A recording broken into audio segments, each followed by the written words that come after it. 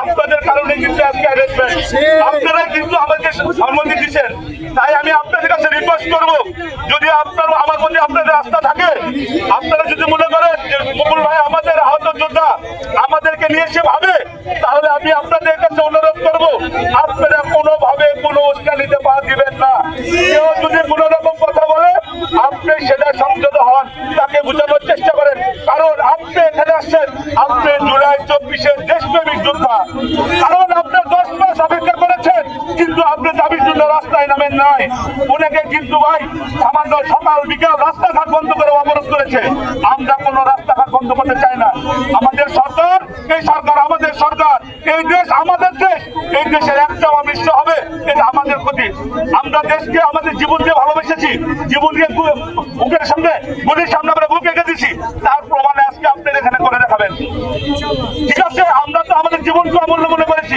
5 August আমরা মারা গেছি না, আমাদের বোনাস লাইফ, এই লাইফে আমরা দেশকে কিছু দিয়ে যেতে চাই, আমরা আমাদের ভাইকে কিছু দিয়ে যেতে চাই। এই দেশ আমাদেরকে স্মরণ করবে, জুলাই 24-এর চেতনা যেন স্মরণ করে, আমাদের এই কাজকে মনে করবে। আমরা আপনাদেরকে অনুরোধ করবো, প্লিজ আপনারা আমার কথা শুনবেন, আপনারা ধৈর্য থাকবেন। আমাদের আশা ইনশাল্লাহ আমাদের গভর্নমেন্ট আমাদের কথা শুনবে, ইনশাল্লাহ আপনাদের জন্য ভালো কিছু এনে দিতে পারবো, আশাবাদী। তো আমরা যে দাবিগুলো নিয়ে গিয়েছিলাম, সেই দাবিগুলো আমি আগে আপনাদেরকে জানাচ্ছি। আমাদের প্রথম দাবি ছিল আন্দোলনে অংশ নেওয়া আহতদের MIS এর আওতায় সরকারি রেজিস্ট্রেশন। আপনারা হয়তো সবাই অবগত আছেন, গত 12 ফেব্রুয়ারি থেকে MIS রেজিস্ট্রেশন বন্ধ ছিল, যে কারণে অনেক আহত আছে যারা সরকারিভাবে আহতদের তালিকায় আসতে পারেনি এবং তাদের ভোগান্তি শেষ নেই। এরপর হচ্ছে নিয়মিত সরকারি ভাতা প্রদান, আর তৃতীয়ত সরকারি গ্যাজেট সহিত আহতদের অন্তর্ভুক্তিকরণ। তো আমরা প্রথম যে দাবিটা ছিল আমাদের আন্দোলনে অংশ নেওয়া আহতদের MIS এর আওতায় সরকারি রেজিস্ট্রেশন, এটা একটা সিদ্ধান্ত হয়েছে এটা যে আমাদের প্রসেসটা একটু আপনাদেরকে বলি। আহতরা যখন ফাইলগুলো জমা করে, সেটা সিভিল সার্জন এবং ঢাকা জেলা প্রশাসক বরাবর জমা হয়। এরপর জেলা প্রশাসকের একটা ভলেন্টিয়ার টিম, যারা যাচাই বাছাই কমিটি আছে, তারা এটা যাচাই বাছাই করে সিভিল সার্জনে পাঠায় এবং সিভিল সার্জন থেকে সেই তথ্যগুলো MIS এ এন্ট্রি হয়। তো স্বাস্থ্য মন্ত্রণালয় থেকে এখন যে সিদ্ধান্ত এসেছে সেটা হলো, আমরা আমাদের যে ফাইলগুলো এখন পর্যন্ত জমা পড়েছে 1783টা আমরা আজকে পর্যন্ত পেয়েছি, সেই 1783টা ফাইল আগে আমরা জেলা কমিটির মাধ্যমে ভেরিফাই করব। ভেরিফাই করার পরে এটা আমরা স্বাস্থ্য মন্ত্রণালয় বরাবর পাঠাবো, ওনারা নিজ দায়িত্বে MIS এ এন্ট্রি করে নেবেন। এবং সব থেকে গুরুত্বপূর্ণ যে বিষয়, যে মেসেজটা সকল আহতদেরকে দিতে চাই, আগামী 30 তারিখের মধ্যে আপনারা সবাই সিভিল সার্জন অথবা জেলা প্রশাসকের কার্যালয়ে এই তথ্যগুলো জমা করবেন, যারা এখনো পর্যন্ত আহতের তালিকায় আসতে পারেননি, MIS ভুক্ত হতে পারেননি। এটার শেষ তারিখ 2 তারিখ পর্যন্ত, 2 তারিখের মধ্যে সবাইকে এই তথ্য জমা দিতে হবে, 30 তারিখ এবং 2 তারিখের মধ্যে। আর দ্বিতীয় হচ্ছে নিয়মিত সরকারি ভাতা প্রদান। সরকারি ভাতা প্রদানের ক্ষেত্রে মুক্তিযোদ্ধা মন্ত্রণালয় থেকে সচিব স্যার জানিয়েছেন, আগামী জুলাই মাস থেকে 3 ক্যাটাগরিতে ভাতা প্রদান শুরু হবে এবং স্যার চেষ্টা করছেন জুলাই মাসের 15 তারিখের মধ্যেই ABC 3 ক্যাটাগরিতে ভাতা চলে যাবে ইনশাআল্লাহ। এখানে 3টা বিশেষ দাবি নিয়ে আসছি। প্রথম দাবি হলো আমাদের ম্যানেজমেন্ট ইনফরমেশন সিস্টেম, যেটা MIS, সেটা বন্ধ আছে গত 12 ফেব্রুয়ারি থেকে। বন্ধ থাকার কারণে আমাদের আহত কিছু ভাইয়ারা আছে যারা এখনো পর্যন্ত তালিকাভুক্ত হতে পারেনি। হয়তো আপনাদের মনের মধ্যে প্রশ্ন আসতে পারে যে 10 মাস হয়ে গেছে, এখনো কেন তালিকায় আসতে পারেনি। এটার পিছনের প্রধান কারণ হচ্ছে আমাদের স্বাস্থ্য মন্ত্রণালয়ের বিশাল বড় গাফিলতি। তারা সঠিকভাবে তথ্যগুলো পৌঁছাতে পারেনি সবার দ্বারে দ্বারে। যুদ্ধের সময় সবাই একসাথে এসে যুদ্ধ করেছে, কিন্তু তথ্য প্রচারের বেলায় সবাই গুটাই গেছে। এখন বর্তমান সময়ে কেউ রাজনীতি নিয়ে ব্যস্ত, কেউ পদ পদবি নিয়ে ব্যস্ত, কেউ নানাবিধি কার্যক্রম নিয়ে ব্যস্ত।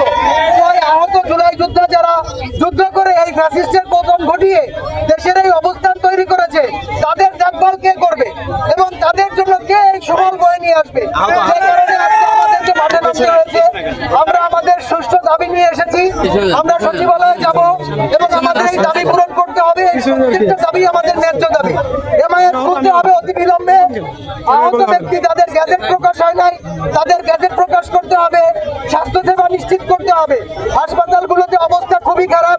পিজি হাসপাতাল, নিটোর হাসপাতাল, চক্ষু বিজ্ঞান, যেখানেই যাবেন দেখবেন স্বাস্থ্যের কোনো উন্নতি নেই এবং কেউ কোনোভাবে সুশৃঙ্খলভাবে হাসপাতালে থাকতে পারছে না। আপনারা কিছুদিন আগেই জানেন 4 জন আহত ব্যক্তি যাদের হয়ে গেছে, তারা কিন্তু বিষ পান করতে বাধ্য হয়েছে। কেন বাধ্য হয়েছে? কেননা তারা তাদের লাইফ নিয়ে ডিপ্রেস হয়ে গেছে, যে তাদের কোনো সুফল পাচ্ছে না তারা। আমাদের আরো একটা দাবি, আহত ভাইদের জন্য ABC 3 ক্যাটাগরিতে যে ভাতা চালু করা হয়েছে সেটা অনতিবিলম্বে জুলাই মাসের মধ্যেই নতুন বাজেটে যেন কার্যকর করা হয়, সে বিষয়ে আমরা দাবি জানাই। আমরা আহত ভাইয়েরা এখানে অনেক আছি, 2000-এর উপরে আহত আছে যারা এখনো তালিকাভুক্ত হতে পারেনি। অনতিবিলম্বে MIS ওপেন করে এই ভাইদের, আহত ভাইদেরকে MIS এর অন্তর্ভুক্ত করে তাদের চিকিৎসা সেবা এবং তাদের সার্বিক যে সেবা সরকারের দেওয়ার কথা, যে প্রতিশ্রুতি ইউনূস সরকার নিয়েছেন তা যেন অবশ্যই পরিপূর্ণ করেন। আমরা আহত ভাইয়েরা যারা আছি, এক দেশকে নতুন করে স্বাধীন করেছে সরকার, কি করে এখনো মাসের পর মাস আমরা ঈদ বন্ধ করে রাখছে।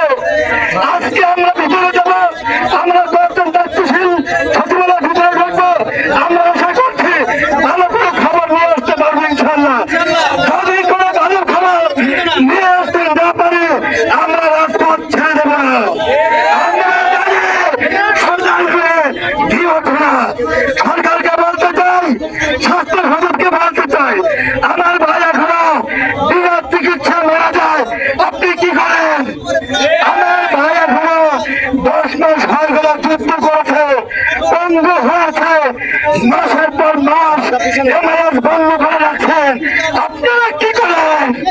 আমাদের প্রশ্ন, সুতরাং প্রিয় যোদ্ধা ভাইরা, আমরা ভিতরে যাব,